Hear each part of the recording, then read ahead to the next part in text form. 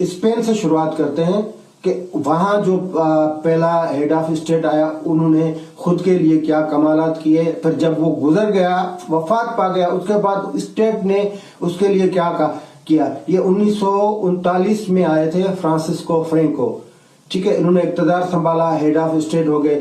सबसे पहले तो वो लॉ ऑफ सक्सेशन लाया, जिसमें उसके तमाम कवानीन जो थे उनको तहफ़्फ़ुज़ मिल, उनके तमाम कवानीन का, उनके तमाम इक़दामात उनको कानूनी तहफ़्फ़ुज़ मिल गया।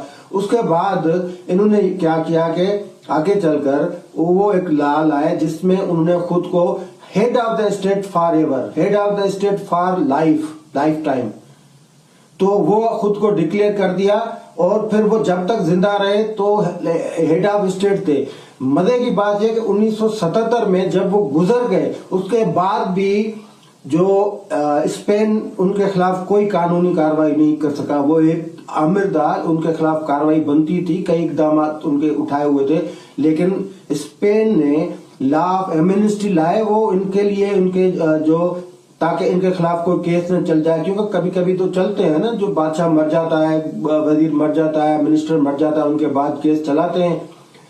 तो ये कानून से बचने के लिए उसने खुद को तो मजबूत किया, लेकिन जो बाकियात थी फ्रैंको की, जो बाकियात, तो उन्होंने एमनेस्टी लॉ पास किया और इसको ता दम मर्ग उनके खिलाफ कोई कार्रवाई नहीं हुई।